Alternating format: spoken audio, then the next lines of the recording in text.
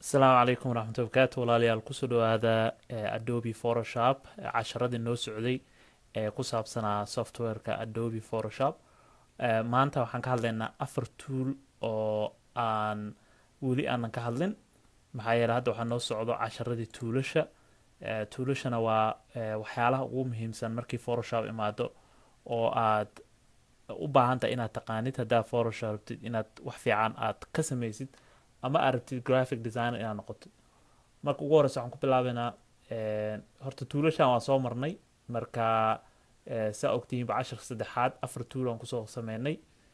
Haddana afar tool oo kale ayaan sameynaynaa insha allah. Toolka ugu horeeyo waxaa weeye erase tool. marka meesha haddaa aado waxaa ku jira saddex tool: erase tool, background erase tool iyo magic erase tool, eraser tool.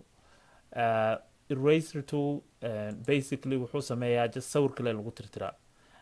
Tool kasta oo eraser ku jirana wuxuu leeyahay optionno kore saa meeshaan uga jeedaan. Sizekiisa bedeli kartaa toolka, waxaa bedeli kartaa noocuu yahay, waa sidii brush toolka oo kale. marka waxaa kaloo bedeli kartaa opacityga. Opacityga waxaa weeye sida uu toolka micnaha xoog u leeyahay. So hadda let's try hadda suu yahay aan ku fiirino. marka hadda suu yahay haddaa ku fiiriso inta waxaa uga jeeda hardnesska waa very low waaye. marka hardnesska low hadduu yahay sawirka erase toolka wuxuu sameynayaa markaad tirtir maagto, sorry layer kala noogu xiran. So qufulka marka hore layerka ka bixi kadib saas markaa dhahdo uu tirtirayaa sawirka, laakiin soo ma jeeda geesaha waa soft waaye. Softigaas waxaa keenaya hardnesska ayaa meesha ka maqan. Hardnesska haddaa boqolkiiba boqol ka dhigto and we go back saasuu noqonayaa, waa very sharp edges uu noqonayaa. So waxyaalaha ku tirtiri kartaa sidaa harta wax ugu tirtiri kartaa. Brushkana sizekiisa waa weyneyn kartaa, waa yareyn kartaa, adig ku taala sida aa u sameyn lahayd. waxaa kaloo ku sameyn kartaa waxaa bedeli kartaa ilaa hadduu ku roon yahay opacityga. Opacityga waxaa weeye marka aan ka dhigno 50% opacityga aan ka dhigno, let's just go low, maybe 50% ha. Sawirkii maba tirtiraya dhammaantiis, wax yaroo ka tirtiraya. So waa la arkaya sawirkii laakiin waa xoogaha ka tirtira. waxaa kaloo jiro wax la flowga waxaa weeye marka sawirka aad tirtiraysid hadduu flowga boqolkiiba boqol yahay markii amaas ku qabato oo saan u tirtirto uu kula soconayaa oo ma istaagayo. haddii flowga uu yahay let's say 40% uu yahay wuu istaagayaa, soo jeed wuu istaagayaa. marka hadduu yahay let's say 10% soo jeedid flowga ma kula soconayo. marka flowga always inuu yahay fiican boqolkiiba boqol. Erase to history haddaa dhahdo, that one is different. that one hora usoo marna toolkaas waa history tool waaye. I mean history tool. So you don't need that, you don't need to do that. You just uncheck that, keep this 100% and you could just delete whatever you want. Okay, so that's brush that's erase tool. waxaa kaloo jiro background erase tool wax la dhaho. background erase toolka wuu ka duwan yahay erase toolka. wuxuu uga duwan yahay wuxuu leeyahay waxa la dhaho wuu garanayaa inaad rabtid inaad backgroundka aad tirtirtid. marka let's just try it aan isku dayno. tolerance yuu leeyahay. tolerancega waxaa weeye boqolkiiba boqol iyo waxaa weeye 0% yuu ku egyahay. marka meesha dhexdhexaad haddaa geyso waxaa weeye sawirka let's just test it out. brushka always waa weyneysan kartaa, you can make it bigger. hardnesska aad fududeyn kartaa, softa ka dhigi kartaa ama waxaa ka dhigi kartaa sharp. So it's up to you. so saa ujeedid hadda wuxuu sameynaya wuu tirtirayaa. so saa ujeedid cunugii muu tirtirin. so this is different than wuxuu ka duwan yahay erase toolka, laakiin wixii isku yara color isku soo dhow tirtirayaa, soo ma jeedid. marka waxaa u baahan tahay tolerancega inaad hooseysiiso. tolerancega hoos haddaa ka dhigto waxyaalo badan ma tirtirayo. marka wixii isku color wuu laqayaa, wixii aan isku color ahayn waa inaad you have to be very careful, soo ma jeedid. qaar uu tirtiraya qaarna uu ka tagayaa. marka that's erase that's a erase background erase tool, eraser tool. Magic eraser tool asagana waa jira, asagana aan ku tusaya. Hadda kahor 10 aan soo marnaa jiro oo magic wand tool ku saabsanaa. Magic wand tool waa isku midkii, laakiin kan wuxuu sameeyaa erase inuu sameeyo, wuu tirtiraa wax. So colorku isticmaalaya si wax u tirtiro. Wuxuu leeyahay tolerance uu leeyahay laftirkiisa, marka we have to make sure inaad tolerance-ga hadda kor u qaado wax badan u tirtiraa, haddaa hoos u dhigto wax yar u tirtiraa. So wakaasa click markaad siisid wix isku color u la yaacaya. Click click click click. Hadda tolerance-ga 22 inoo joogtaa, so it looks good. So cunuga background-ku ka tirtiray. Marka waxaa u baahan tahay tolerance-ga inaad markasta you have to go back and forth. That's that. Continuous is always good to keep that. Opacity is always good to keep. If you put opacity low, then ma tirtirayo background-ki oo dhan. Sample all layers markaa leedahay waxaa weeye check aad siinaysaa, laakiin inta inaad ka samayso waa new layer. So you go to layer, new layer, or you could just touch shift control N. So layer as it goes up, and then you could just sample the layer. So you don't need to do the sampling layer for this one. Meelo kale useful ku tahay, like inta useful kuma aha. So make sure opacity is 100%, tolerance inta u baahan tahay. So you have to test it out. So if you say 100 a lot of tolerance, waxyaalo badan u tirtiraa. That are very low tolerance, or like 12 something, wax badan ma tirtiraayo. So waxyaalo ka tagtaga. So that is magic eraser tool. Okay, let's go to the next tool. Gradient. Let's go to this. Gradient meeshaan aadayna waa empty layer aan sameeyay. I just went here new, and then I created a new layer, or just okay leedahay. So saan ay usoo baxday. So gradient maxaa laga wadaa? Gradient waxaa weeye colorka iyo wuxuu sameynayaa laba color isku lifaaqaya. Waa color isku lifaaqa lahaa toolkan. Laba color isku lifaaqaya marka background ku sameynaya. Waxa u baahan tahay. So hadda meeshaan uga jeedaa marka labada color waa cadaan iyo kan oo dark blue ama dark ku jiro. So if you click here toolka halkan dhagada siiso waxaa ku soo baxaya gradient editor waxa la dhaho. Gradient editor waxaa colorka bedeli kartaa. So horta let's try this color horta marka hore. So meela qabanaysa gees ka mid ah sawirka waa jiidaysaa gees kala geynaysaa. So ma jeedid background wuxuu sameynayaa blended oo macnaha dhinacan hal color kale dhinacan hal color kadibna labada color is soo dhexgalayaan. And that's how it works basically. Waxaa kaloo jira habab kale oo loo sameyn karaa jiro. So optionna kala leedahay. So kan waxaa weeye colorka cadaanka inta waaye, color black oo bluega dark bluega inta dhinacan u aadaya. Waxaa kale oo jiro mid kala bartamaha aad qabanaysid kabacdi aad jiidaysid. So waxaas u create gareynaya that cool effect oo aad habeenis colorada si loo bedelo ku tusaya in a minute. Kan kala jiro option kan kale waa asagana sharp, wax sharp create gareynaya, sharp background. So as you can see, it's pretty cool effect. Kan wuxuu sameynayaa kala bartamaha iyo wuxuu ka dhigayaa hal color oo horizontal so kala bartamaha ka taabanaysa iyo jiidaysa labada gees uu kala marinaya same dhexdana hal color u marinaya. Kanna waa sidoo kale dhex bartamo wuxuu ka dhigayaa hal dhibic oo very sharp star camal. So these are cool backgrounds. And also markaan ka baxaayo, so markaan saan dhaho I erase it, waxaan taabanaya Control Alt Z, which is undo basically. Okay, so let's actually do this. Let's click this, and then gradient editor-ka haddaa rabto colorka cadaan colorka inaad ku bedesho waxaad taabanaysaa calaamadaas, click-aad siinaysaa colorka waa kana, you click that, waxaa rabtaa ku bedelinaysaa anything you want. So coloradii oo dhan waa kuwana. Kan dhexe xataa waa bedeli kartaa. You click it, click the color, you can change the color to whatever you want. Let's color to white kan ku bedelno. Kanna let's click that, change this to whatever color we want. So let's change it to something whatever. I don't click it. Also waxaa bedeli kartaa colorka meeshuu joogo. So haddaa rabto cadaankan inuu kala bartamaha joogo, locationka you click it, locationka bedelaysaa. So you just move this numberkana badinaysaa locationka meeshuu joogo. So sidoo kale kanna locationkiisa bedeli kartaa oo aad soo badin kartaa haddii dhinaca kala geyn kartaa. waxyaalo badan aad samayn kartaa. waxaa kaloo samayn kartaa opacityga ama colorka xoogiisa yaa bedeli kartaa. xoogiisa meeshan koraa laga bedelaa. So opacity waa kana, if you put it down waa xoogiisa yaraanaya, tabcaan u noqonaya. And you could also delete colorkas. You could just delete it.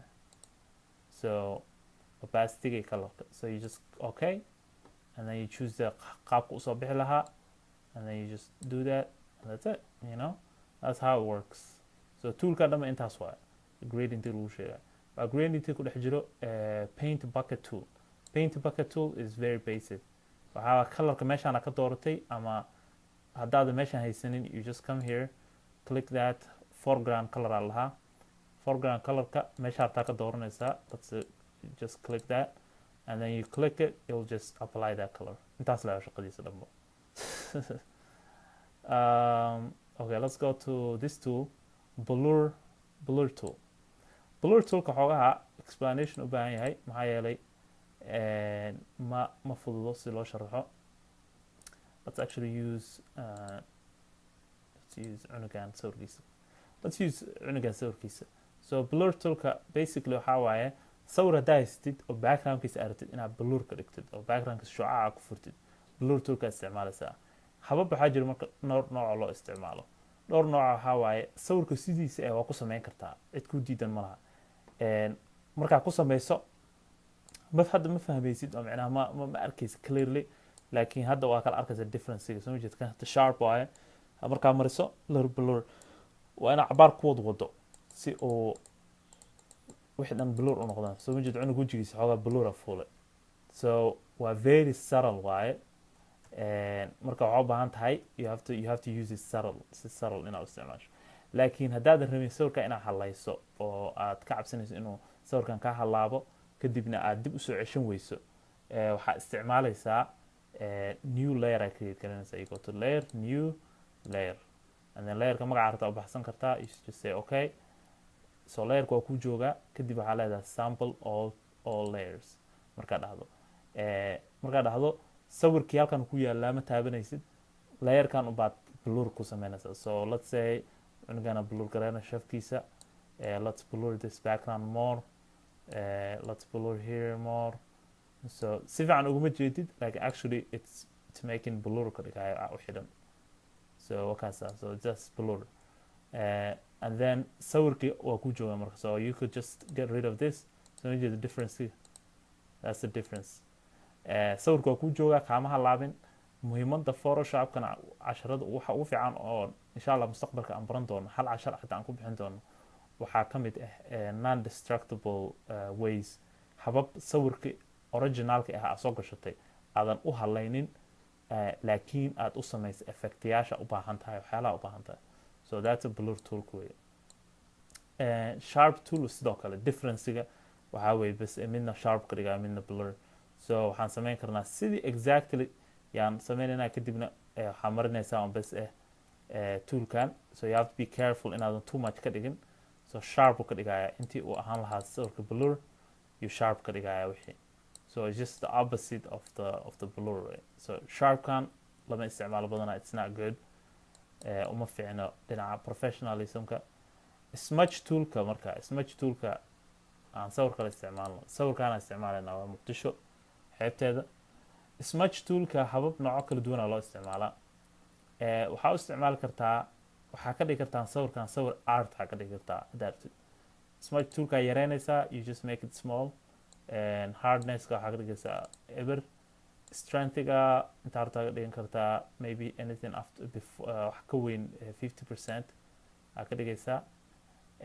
kadibna you could just smudge the picture. So you could just go like this and sawirka halaaleynaysaa basically oo ku ciyaaraysaa, and then you just keep going like that, and then cool effect ka soo baxayso. ogow toolkan markaa isticmaalaysid computerkaada CPU-giisa isticmaalkiisa badnaanaya. So make sure haddaa isticmaalaysid toolkan computer fiican inaa haysatid oo aqbali karo waxaan oo dhan oo shaqadan intensive-ka ah. waxaa kaloo samayn kartaa you could come here and use the finger painting tool. Finger painting toolka wuxuu ku fiican yahay isaga waa xogaa differencega wuxuu ku fiican yahay colorkaad dooran kartaa. So you come to here to foreground colorka aad bedelanaysaa. So let's change it to something like different ka duwan kan. Let's change it to red camal. And then marka ugu horeysa paintingka bilaabaysid colorka redka soo baxaya. So ma jeed, and then you could just isku qasqasi kartaa. So that will give you more flexibility on painting. You could just keep changing the color. Let's just change something like that. Just keep changing the color, and then you could create your own painting out of it. So that is a smudge tool for you. So that's how you use a smudge tool. Okay, let's go back to let's go to the next tool. This is dodge tool. Dodge tool ka sawirkaan isticmaalana. Dodge tool waxaa laga wadaa waa laba tool waaye. Waa dodge tool iyo burn tool. Labadan tool way opposite isku yihiin. Dodge tool wax iftiin ka dhigaa oo color hadduu meel ku yaalo iftiin ka dhigaa. Hadduu burn tool haddaa isticmaasho mugdi ka dhigaa colorka. So let's try. Let's go to shadows. Shadows haddaa aan soo muujido meeshaan mugdiga maxaa yeelay derbigaana qarinaya qoraxdii. So halka mugdi waaye. So haddaa isticmaasho dodge tool iftiin ka dhigaya xoogaa. So ma jeed, meesha mugdiga ahayd waa la yara arkaya. So you don't want to overuse it. Inaad aad u isticmaasho looma baahno. Haddii kale waxa dhan caadi noqonayaan. Laakiin wixii mugdi yaa iftiin kaga dhigi kartaa. Basically that's muhiimadda uu dodge tool leeyahay. Burn tool no opposite kiisa. So you just burn tool. Let's make it smaller. Burn tool kana wixii wuxuu sameynaa waxaan hadda ka soo qaad bildiyaasha aad u caadihiin. So burn tool kada isticmaasho xoogaha mugdiga laga dhigi karaa oo waxa gelin karta xoogaha depth. So ma jeed, xoogaha mugdiga ka dhigaya. So shadow saaraya xoogaha shadow darkness. Waxaa umalaysaa clouds in soo fuulayaan meesha. So it gives different feel. Meesha hadartaan aan ka dhigna cadaan dark aan kasii dhigana. So sawirka dhan it looks a little dark. So effectigaasuu siinaya. So labadooda opposite isku yihiin, midna cadaan ka dhigaa midna dark ka dhigaa. Also another thing is markaa isticmaasha labadan tool isticmaalaysid, make sure inaad either shadow or mid-tone. Badanaa dadka mid-tone isticmaalaan, which is anything between shadow and highlights. Highlights waxaa laga wadaa these are highlights. Waxaan iftiinka aad ku farado badan iyo dhismayaashan qoraxda hayso. Highlight allahaas waa iftiin badan waaye. Shadowna meelaha mugdiga waaye, waa meelahan camal iyo meelaha dark oo qoraxdana qabanin. And then dhexbartamahooda waa mid-tone allaha. So you could just use the mid-tone. Exposure ka saartaa ka dhigi kartaa. So haddaa yarayso mugdiga gelinaysa yaraana. Hadda waxaan ku jirnaa dodge tool which makes it brighter. So haddaa yaraysid bright-ka yaa yaraynaysay yaa yaraanayo. Macnaha waxay amarinaysaa yaraana. Haddaa badiso iftiinka yaa carrada ka badnaanayo. Laakiin make sure always protect tones inuu ku saaran yahay. Otherwise hadduu protect tone ku saarneen wuxuu iska cadaanayaan. Waxay noqonayaan wax oo aan jirin noqonayaan oo madax marka protect tone wuxuu sameynayaa toneka iyuu ilaalinayaa. So that's one thing it will do. So protect toneka sameynaa. So make sure that's you keep that on. So that's basically it. That's basically dodge and burn. Labadaba saasay sameeyaan. Sponge tool. Marka sponge toolka. So let's come back to the sponge tool. Sponge toolka wuxuu sameeyaa laba wax. Wuxuu sameeyaa desaturate iyo saturate. Saturate waxaa laga wadaa markii wax la saturate gareynayo waxaa laga wadaa colorka ka soo qaada badda soo blue ma ahan. Blue-gan wuxuu ka sii dhigayaa blue tiq oo blue macnaha aad tiq ah. Desaturate waxaa waaye blue-ga ka yaree meesha. So blue bis ma any color. So color kastoo meeshan ku yaalo haddaa desaturate dhahdo waa ka yaree colorka. Haddaa saturate dhahdo color ku badi waa. So toolka markaad isticmaalaysid you just need to select saturate, badanaa saturate. Desaturate you don't need to use desaturate. Desaturate wuxuu ka dhigayaa black and white. So black and white habab kale looga dhigaa jiro. So saturate haddaa taabato and you just brush the tool. so ma jeedid bluegii soo bixinaya, it makes the blue more blue, and then colaradan you'll just make every color brighter. saa u jeedid color kasta wuxuu ka dhigayaa more vibrant, wuu qurxinayaa. Don't overuse it, micnaha wax kasta tuulashaan oo dhan aan ku tusaayo too much ka dhigan, haddii kale waa la fahmaya sawirka in waxyaalo badan laga hagaajiyay. So you use it in a moderate way, hab yar oo fudud oo isticmaalaysaa. So you don't want too much inaad ka dhigto. So that's a sponge tool. Sponge tool a lot. It's pretty useful sometimes. I don't use it that much, but it's very useful. Also vibrant, to keep it on. It's very good to keep the vibrant on because otherwise cadcaada kaa fuulaya sawirka. So that's that. So afarta tool waa intaas. Insha Allah practice gareeya. Waxaa samaysaan, if you create something, haddaa wax samaysay, group kusoo post garee, share with people. Let's practice together. And if you guys have a question, let me know inshallah, and I can jawaabay. Assalamu alaikum wa rahmatullahi wa barakatuh.